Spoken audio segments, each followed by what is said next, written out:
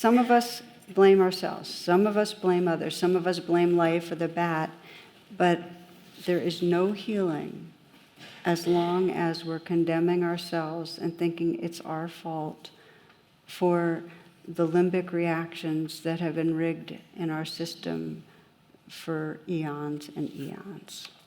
So what I'd like to do is practice a little bit and just explore, for you to explore a place where you feel like you've turned on yourself. It may be just a slight judgment, or it may be in deep, harsh contempt, but just to get a little more freedom.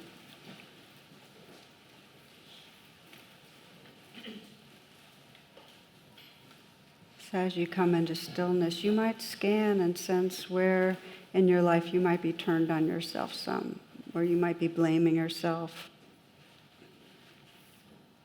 at war, in some way creating a bad other of some of your inner self.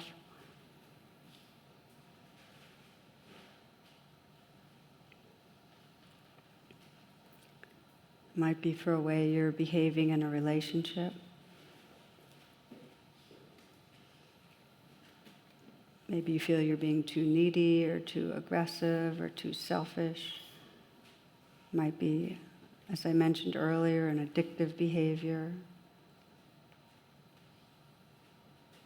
It might be the way you're handling something that's difficult, like sickness or somebody else's sickness. Just a sense where you might not be really accepting and kind with yourself.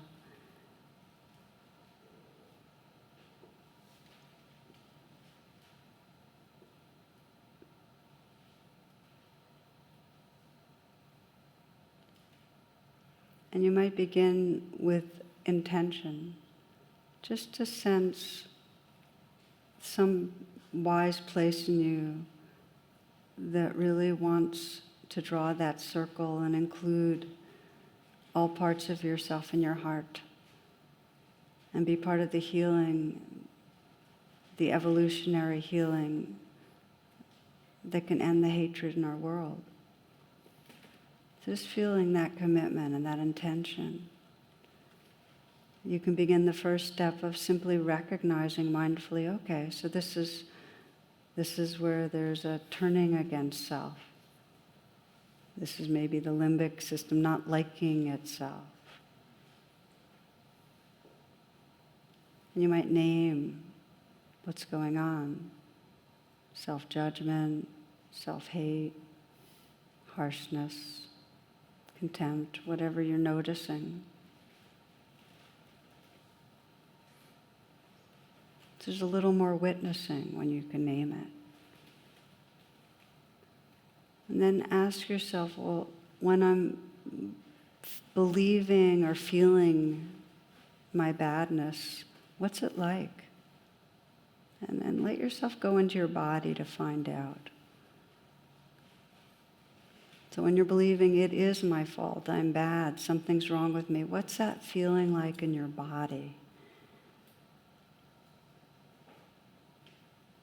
This takes a little bit imagining into, like really letting yourself buy into the story and sense the worst part about it and what's the worst thing about you, and sensing the fears that you have around that of being bad or failing. And you might sense how familiar it is, how long in your life you've been feeling some sense of personal badness.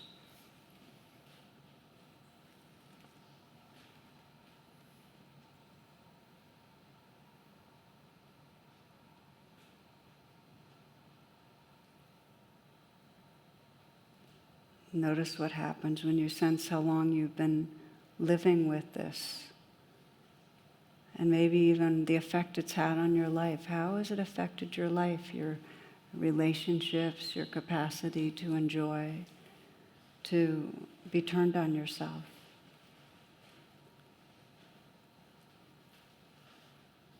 And even as you ask that, you might put your hand on your heart to deepen the listening inwardly and to establish that contact with your own heart. and sense what is the part of you that feels most vulnerable or most bad. What does it most need from you? Or what does it most need from your most wise or high self? What's the nurturing it needs? Does it need to trust that it's not its fault, that it's really essentially there's goodness inside you?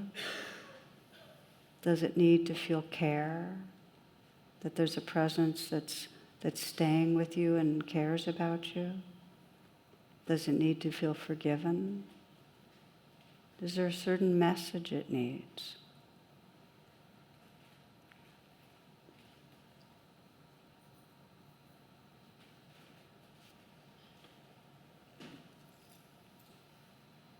You might sense how the wisest part of you and most loving part of you wants to respond to this vulnerable place right now.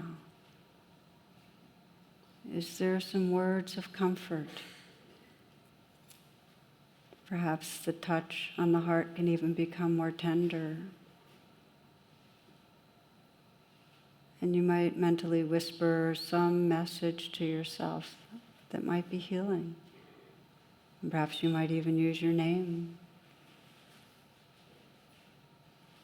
And if it helps to sense the message coming from someone that loves you, that you trust, that's fine too. Or from a spiritual figure.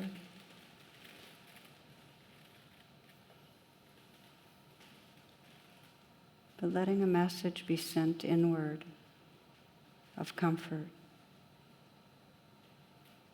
And then hearing it again and again. Letting the feeling be like a wash of warmth or care that moves through you and through that place.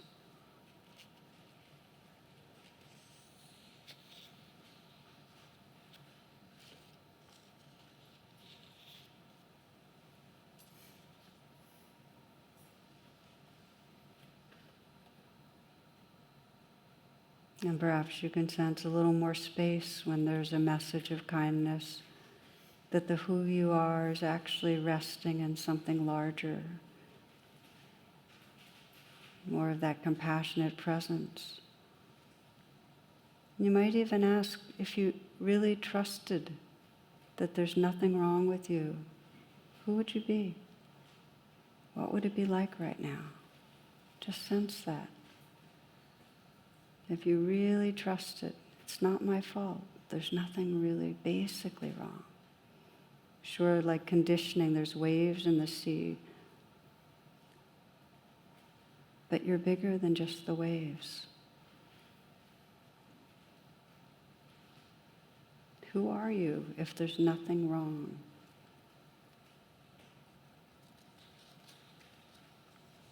The tools for evolving out of hatred are the tools of presence, of mindfully noticing when we get stuck, feeling our feelings,